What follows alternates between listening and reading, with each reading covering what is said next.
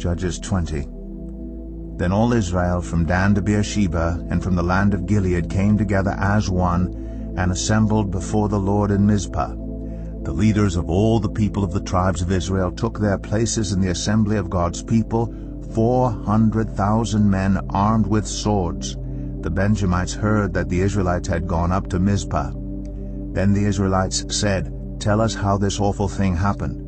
So the Levite, the husband of the murdered woman, said, "I and my concubine came to Gibeah in Benjamin to spend the night. During the night the men of Gibeah came after me and surrounded the house, intending to kill me. They raped my concubine, and she died. I took my concubine, cut her into pieces, and sent one piece to each region of Israel's inheritance, because they committed this lewd and outrageous act in Israel. Now all you Israelites, speak up and tell me what you have decided to do."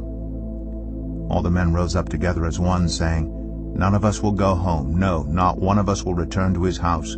But now this is what we'll do to Gibeah. We'll go up against it in the order decided by casting lots.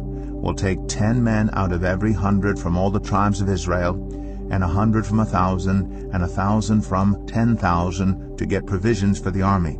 Then, when the army arrives at Gibeah in Benjamin, it can give them what they deserve for this outrageous act done in Israel." So all the Israelites got together and united as one against the city. The tribes of Israel sent messengers throughout the tribe of Benjamin, saying, "What about this awful crime that was committed among you? Now turn those wicked men of Gibeah over to us, so that we may put them to death and purge the evil from Israel." But the Benjamites would not listen to their fellow Israelites. From their towns they came together at Gibeah to fight against the Israelites. At once the Benjamites mobilized 26,000 swordsmen from their towns, in addition to 700 able young men from those living in Gibeah. Among all these soldiers there were 700 select troops who were left-handed, each of whom could sling a stone at a hair and not miss. Israel, apart from Benjamin, mustered 400,000 swordsmen, all of them fit for battle. The Israelites went up to Bethel and inquired of God. They said, "Who of us is to go up first to fight against the Benjamites?" The Lord replied, "Judah shall go first." The next morning the Israelites got up and pitched camp near Gibeah.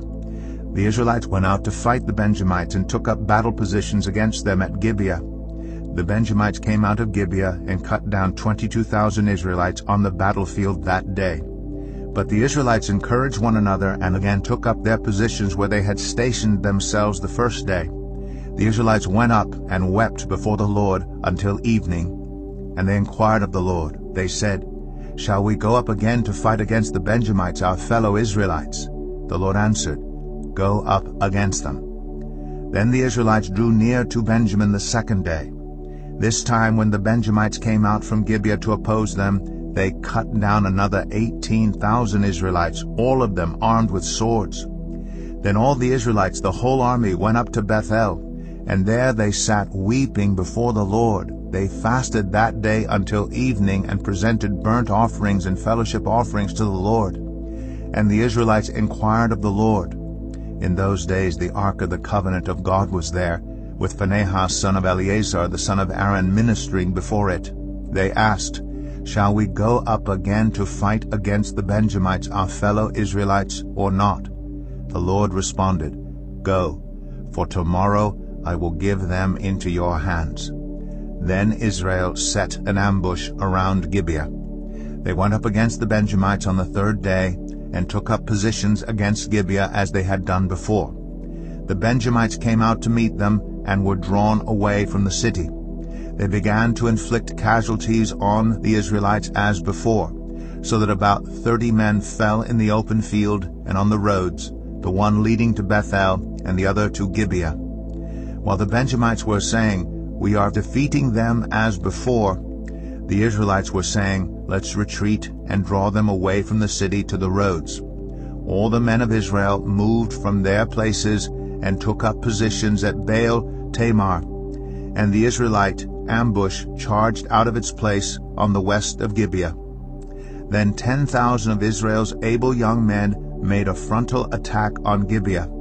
The fighting was so heavy that the Benjamites did not realize how near disaster was.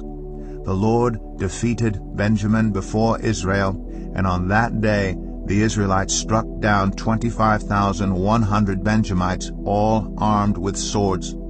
Then the Benjamites saw that they were beaten. Now the men of Israel had given way before Benjamin because they relied on the ambush they had set near Gibeah. Those who had been in ambush made a sudden dash into Gibeah, spread out, and put the whole city to the sword. The Israelites had arranged with the ambush that they should send up a great cloud of smoke from the city, and then the Israelites would counterattack.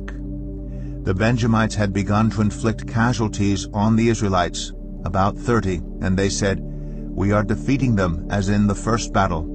But when the column of smoke began to rise from the city, the Benjamites turned and saw the whole city going up in smoke. Then the Israelites counterattacked, and the Benjamites were terrified because they realized that disaster had come on them. So they fled before the Israelites in the direction of the wilderness, but they could not escape the battle. And the Israelites who came out of the towns cut them down there. They surrounded the Benjamites, chased them, and easily overran them in the vicinity of Gibeah on the east. 18,000 Benjamites fell, all of them valiant fighters. As they turned and fled toward the wilderness to the rock of Rimmon, the Israelites cut down 5,000 men along the roads. They kept pressing after the Benjamites as far as Gedam, and struck down 2,000 more. On that day 25,000 Benjamite swordsmen fell, all of them valiant fighters. But 600 of them turned and fled into the wilderness to the rock of Rimmon, where they stayed 4 months. The men of Israel went back to Benjamin and put all the towns to the sword, including the animals and everything else they found. All the towns they came across they set on fire.